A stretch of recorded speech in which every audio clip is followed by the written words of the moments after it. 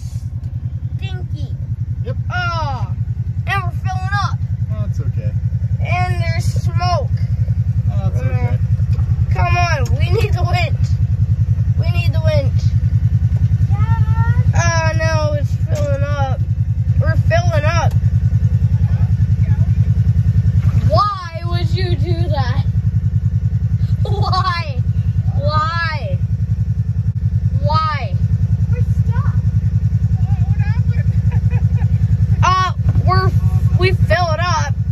We fill it up. Look how deep that is. Check it for a flat tire. Look how deep that is. I'll pull it around. Can we go back? Well, we are, but I want to go back. Look how deep that is. This is not fun. Literally. Oh man. It filled up to half the door. Like it actually filled up to almost. Hiking over the years. Oh man.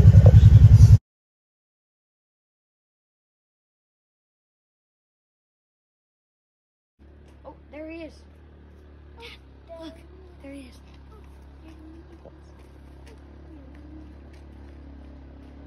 Doing that.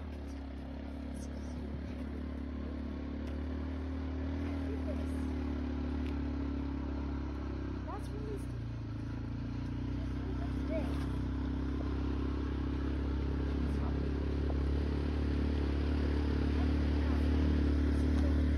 Okay, guys, get back.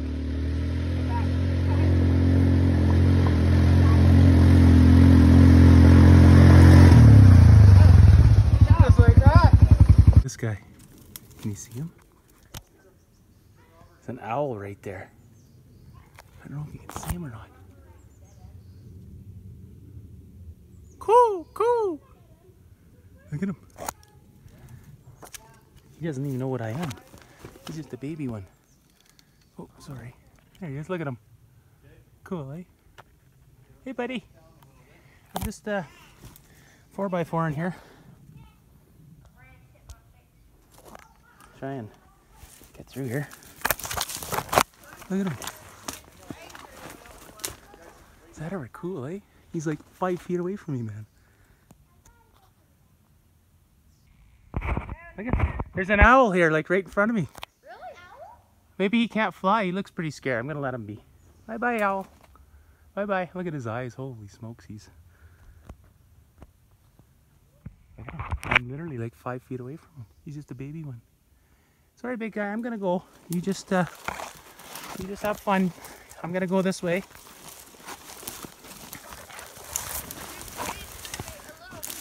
A little baby owl there, guys. We're just going on. We're just looking for a trail. Say cheese, folks. We're on video. We got. We're looking for the happy hermit. Well, hello everyone. Welcome back to the channel. So this was a trip we did last summer, and Andy was coming in from the city there, and he was gonna head out into the mountains, and so I told him I would meet up with him there at Burger King. So we went there for something to eat, and he was telling me how he was just going out there by himself with him and his 2 kids. His wife stayed at home, and he had another group that he had met out there. I think the previous summer he had met them out there. He'd kind of kept in contact with them, and he had texted them to see if they wanted to go out. And I think he said they weren't going to be coming out there. So whatever, that was that. And so he asked me if I wanted to go, and I said, well, I'm not ready to go or nothing, and I don't have food or gas or nothing's really ready, you know. And he said, oh, don't worry about that. I got everything. I got extra food. I got beer. I got gas. I got everything. And so, you know, he twisted my rubber arm there, and well, we went to my place and loaded up Team China in the back of his truck. And then we headed off into the bush roads and into the mountains. And so anyways, we get out there, and we get to this old, it's an old lease site. I checked it out. It was actually built in like something like 1973 or something like that. Just an old abandoned lease site, like oil and gas lease site, way out by the mountains. And so when you pull into these sites, like often you got to go see if somebody's in there, because this is just free, you know, free camping, you know. It's just like in the United States, they have I think BLM land, or yeah, Bureau of Land Management, something like that. And here it's just Crown land, we call it. And well, it always used to be free. Now they're trying to charge us $30 to go camp on a patch of grass with nothing on it, no services. But anyway, so when you come into these camps, you gotta go in there, and you gotta make sure that nobody's in your the spot you want to go to, because, you know, it's kind of hard to back out. You got like a tiny little road in and out, right? So Andy stopped, and he said he was going to go walk in and check it out. Well, he walks in there, and the people that he had met the previous year, they were there, camped. So they never got his message or something like that, or he never got theirs saying that they were going. So it was kind of cool. So we just ended up camping with them. And yeah, they're an older bunch. They had been coming there for, I think, something like 30 years. So it was really cool. You know, I think there was one fella there. He was 84 years old and, you know, still riding. Like, it's just so awesome to see. And so, yeah, they were a great group. And anyway, we ended up letting them do their thing. They had to go and pay their respects to a loved one that they had lost. And so that we let them, they went on their own, and we just kind of went quadding ourselves. So in the pictures and videos you've seen before, that's we're just checking out some stuff. We came across that forest fire where I checked it out. Lightning had struck there. It is pretty high up in the hills where we were. And that actually was an old forgotten trail that I had rode that trail about almost 25 years ago. And it's been on my mind forever, and I just can't believe I haven't made it back. Well, finally in 2017,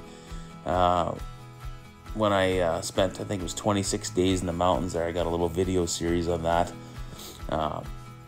I started clearing that trail out, and it was pretty cool to see it being used. Now, some of it was probably being used for the forest fire, and I can't help but think, you know, that I played a role in maybe helping that fire from spreading big time, because, like, believe me, I cleared a lot of trees down going into there back in 2017. And, you know, what had happened was, like, I thought it was in a park, or it was off limits, or in a public land use zone, but I checked the maps. It's totally legal. It's Crown land. And all that happened was a tree had fallen down, a pretty big one, and people went up to the tree and turned around and came back. Nobody would get the saw out to cut the trail. And so then a couple more trees fell, and then a couple more, and before you knew it, the trail was lost. And so anyways, like I said, lightning struck in that spot, and they were able to, you know, get in there and get it out. I don't know how it went down, if they had the chopper drop water on it first, and then they just came in after, but they definitely used that trail. We could see the ribbons and everything they had put up. So anyhow, so yeah, so we ended up, Andy walks in there, and he finds out the other guys are already camped in there. So we pull in there and let them do their thing the next day, and that's when we went for this first ride here. And so at this point, we just kind of went on to another old trail, and this one's not being ridden at all. So we're just like hiking it and checking it out and exploring. And the kids really didn't want to go. His daughter, you know, she was kind of iffy. She was not too bad. But his little boy, he really didn't want to go. These kids these days, they like their video games, right? So they kind of wanted to play their games and just do other things. And, you know, Andy and I wanted to explore. So to get them all hyped up, I had to make a big story up and tell them that there was this happy hermit that lived out in the bush, and we were going to go look for him. And that was what did it. So the whole trip, they were interested in, where's this happy hermit? So this is when you hear them talking about that, that's what it is. And they're looking for this happy hermit. Okay, let's get back to the show. We're looking for the happy hermit. So that was a little baby owl back there. So here's the trail. This trail is old trail. Hasn't been ridden forever. We just cleared a bunch of it, didn't we, guys? We're looking for the happy hermit. We know he's here somewhere. Oh wow, that's a big puddle. Are we gonna go fast in it? Oh yeah, that's good. It's starting to fill up. Dad, it's starting to fill up.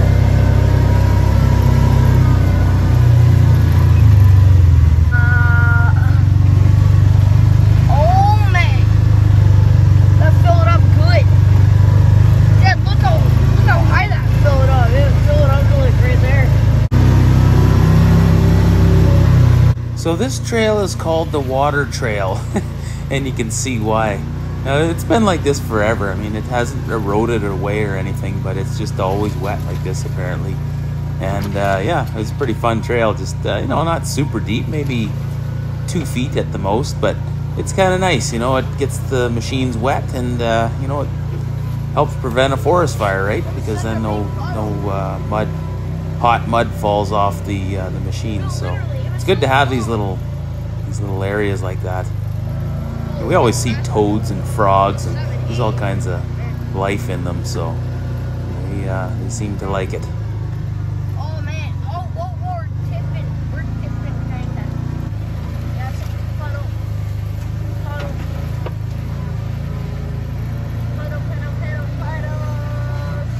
Puddles. It's gonna fill up, I know it's gonna fill up. Oh man, it's starting to fill up. Okay, not that high though. Oh, where are we? Oh, it's filling up. Oh, okay. Oh man, what's it? Oh, okay. We're good. Tipping.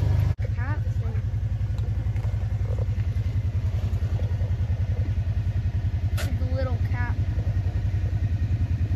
It's cap for something. Mud, if any mud or anything gets on my shirt, this is waterproof, so it'll just drip That'll y'all. It's so little. Not that big though.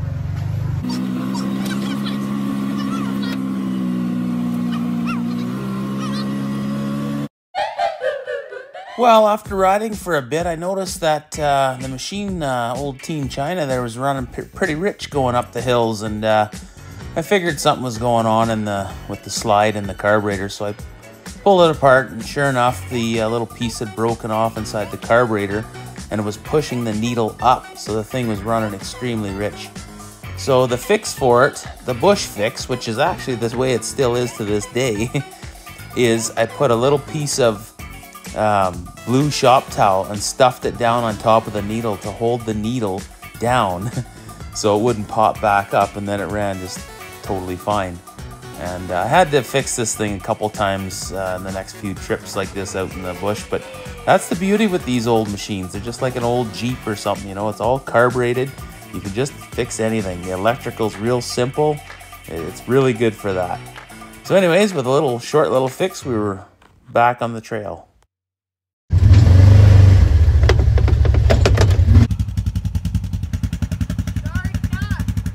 We're stuck, folks, but not for long. Well, old Team China got stuck there, so I had to get the 4,500-pound winch out, and didn't take much, got through, but Andy made her no problem with the Teryx. We're getting there. Getting close.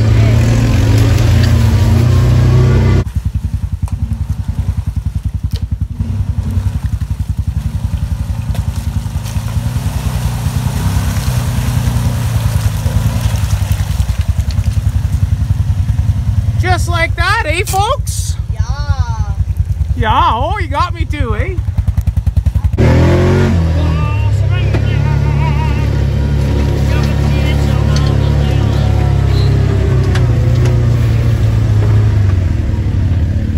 Yeah, we got mud on the windshield.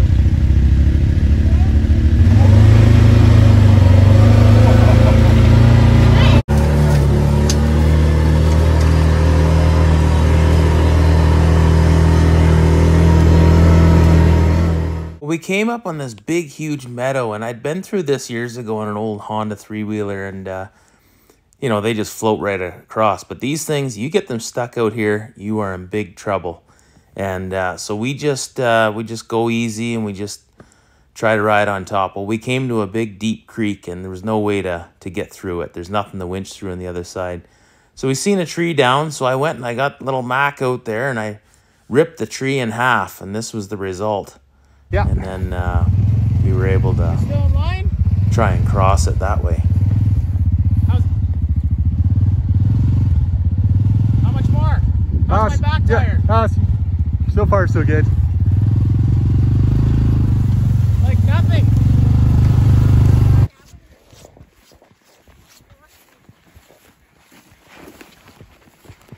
Not fast, no problem. No problem. And right out of the way. There you go. Right on. Okay, I gotta try and...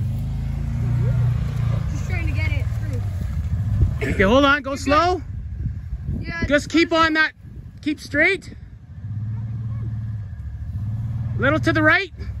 No, no, your left. Sorry, your left. Yeah, your left, left, your left. Okay, just straight now. Straight across. Straight across. Just like that. There we go. Okay, we made it. He's a bit of a tight squeeze there, folks. But not for the old Chinese bush rat, it won't be. Oh, he made it.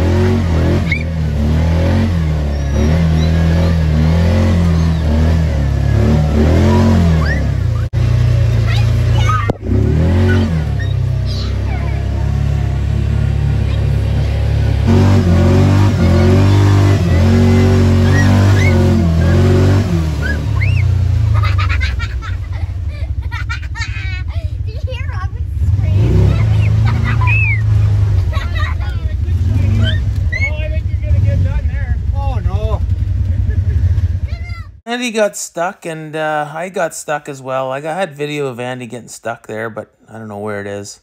This is a real muddy section. It's actually the best I've seen it really ever. It's used to be a lot more mud than this, but we made it through and we continued on. Oh no, oh no, oh no, oh no.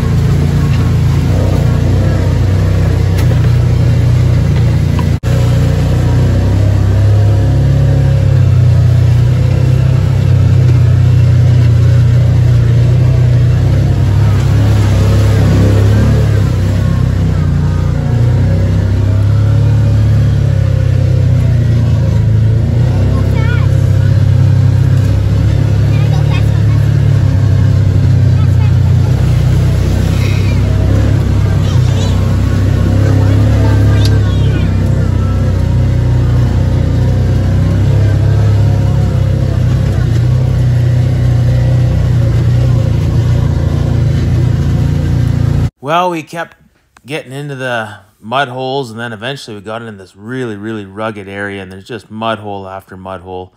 And it was getting dark by now, and it was, it was getting cold. It gets down, 2 or 3 degrees Celsius here at night. And so anyways, I knew there were some mud holes that were going to be, over the steering wheel type thing. So I tried going through one, and I think this is the one with a little bit of video. I had that thing right up on the side, and one of my boots at the very back of where my clutches are had a crack in it. I didn't know it, so it sucked in water, so the whole belt was just full of water, the belt cover.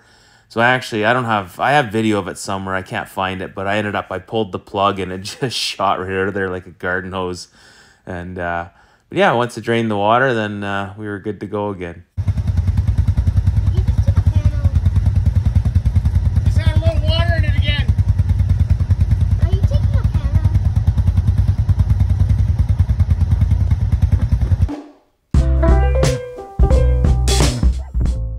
Well, we did make it back to camp, and so we packed up when we headed back. And just as we got up by the mine there, where I used to work, Andy's truck just died right on top of a big set of switchbacks, a big pull up a hill, and it just died.